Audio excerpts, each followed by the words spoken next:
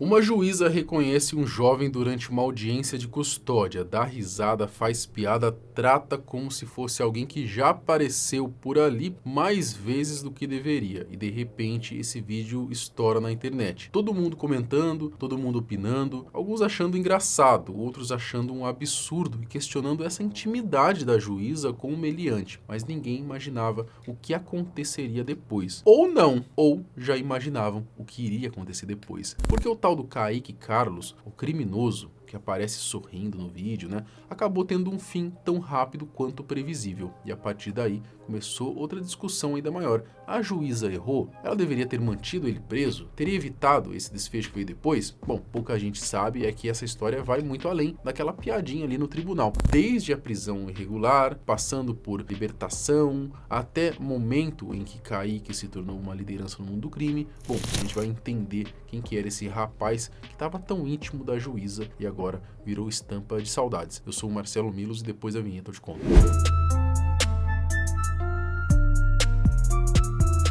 Você provavelmente já trombou com esse vídeo rodando pela internet. Tô vendo aqui, Kaique, você aqui de novo. Ê, menino, se fosse meu filho. O vídeo repercutiu justamente por conta da reação da juíza, né, que ficou visivelmente surpresa ao ver aquele mesmo criminoso aparecer de novo numa audiência de custódia. E convenhamos, né, para uma autoridade reconhecer alguém assim, é porque o sujeito já passou por ali algumas vezes. No registro também aparece outro rapaz, Rafael Henrique, que estava junto no momento da gravação. Mas voltando ao Kaique, né, ele entrou na vida do crime ainda muito novo e aos poucos ele foi meio que subindo dentro desse universo, né, do jeito que a gente já conhece muito bem, que costuma acontecer. Depois daquela audiência de custódia, onde a juíza brincou ali com ele, doutor, mas como é que faz que essas polícias? o Kaique assume a ponta.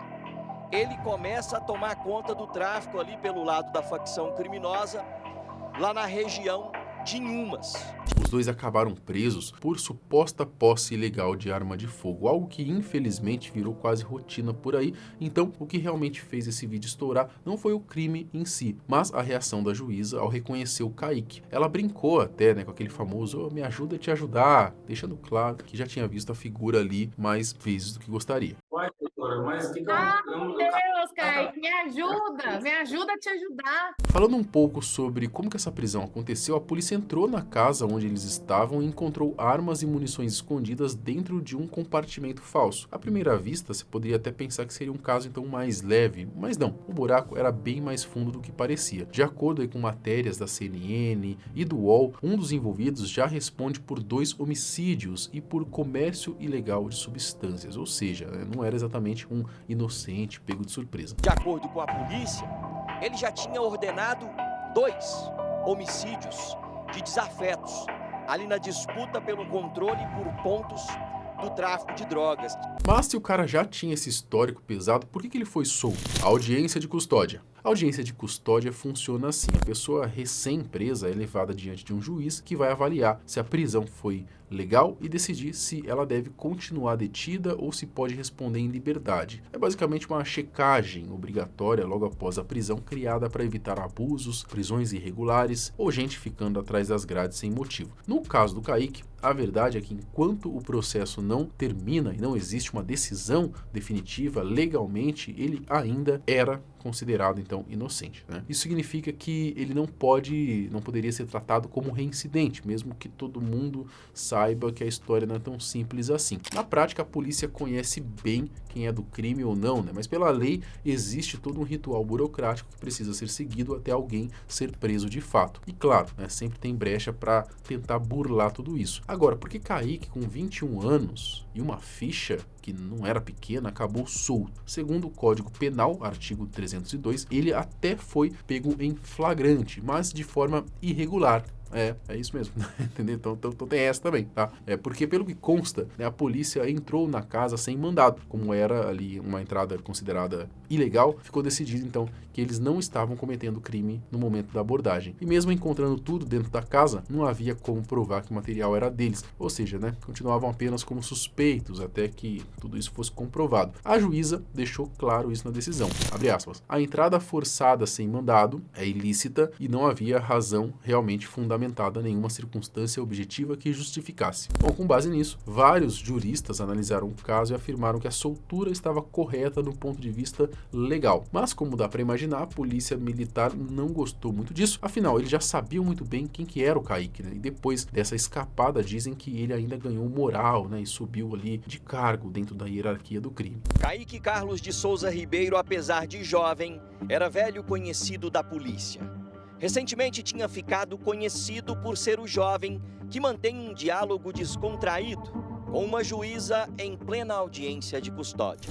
A repercussão e a morte. Era óbvio que esse vídeo ia virar assunto. Quem divulgou tudo foi uma policial e a gravação rapidamente começou a dividir opiniões, né, por todos os lados. Teve gente debatendo a soltura, teve gente criticando a decisão. Ai, se fosse meu filho, você ia tomar umas chineladas, mas como você é só um criminoso e eu sou uma juíza, você vai ser solto!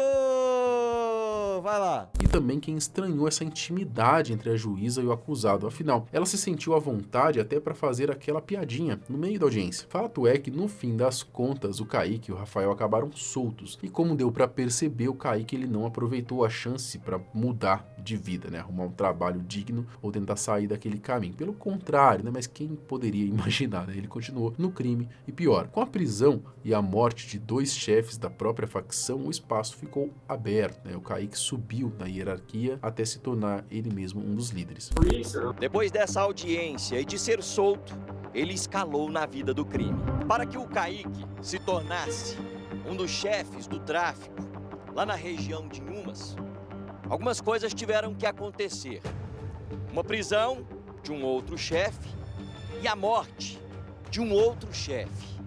Fernando Alves Mota, conhecido como o Primo, chefe, liderança do Comando Vermelho. Mas o que muita gente não imaginava é que a vida dele fosse terminar tão cedo, embora, sendo bem realista, esse é o desfecho mais comum desse tipo de trajetória, então, no fundo, até que já era esperado. De acordo com o boletim de ocorrência, o Kaique estava a caminho de buscar substâncias ilegais, né, drogas, né, e ele seguia ali pela estrada em Inhumas, uma cidade pequena de Goiás, carregando drogas e armas dentro do carro. Segundo as reportagens, tudo começou com uma denúncia anônima feita na segunda-feira, no dia 24, a informação dizia que ele estava transportando uma carga de drogas. A polícia então foi atrás. Quando finalmente encontrou o carro, houve confronto. No meio da troca de tiros, o meliante acabou sendo atingido e morto. Kaique, junto com outro integrante do crime, cujo nome não foi divulgado, acabou morto depois de atacar a polícia a tiros. Montamos a operação, deslocamos para essa cidade. Porém, pela GO 222, localizamos no contrafluxo esse veículo. Fizemos o retorno, onde tentamos abordá-lo. Porém, o mesmo empreendeu fuga. Já chegando na cidade de Inhumas, fizeram uma parada, desceram do veículo e efetuaram disparos de arma de fogo contra as equipes, não dando outra alternativa a não ser o revide. Pois é, né? Apesar de ter ganhado a liberdade, o Kaique acabou encontrando o destino que, infelizmente, é bem comum para quem segue esse caminho, né? Quando não é cadeia, é a morte. Se ele tivesse sido preso lá atrás, talvez estivesse vivo até hoje, não é? Talvez depois de alguns anos atrás das grades, pudesse até repensar a própria vida e tentar outra direção. Mas isso nunca vai ser possível saber. E aí fica a pergunta que muita gente levantou: será que a juíza que concedeu a liberdade dele carrega um pouquinho dessa responsabilidade nas mãos? Eu acredito que sim. Tá, acredito que sim, até porque do menos pior ele foi morto, mas ele poderia ter matado alguém, algum inocente, algum trabalhador, e aí? Então assim, eu acho que juízes também devem ser responsabilizados quando ficam soltando reincidentes assim, como se não houvesse consequências um meliante desse que representa perigo para a sociedade na rua, né? De toda maneira,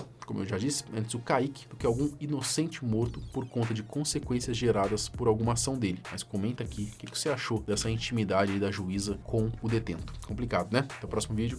Tchau.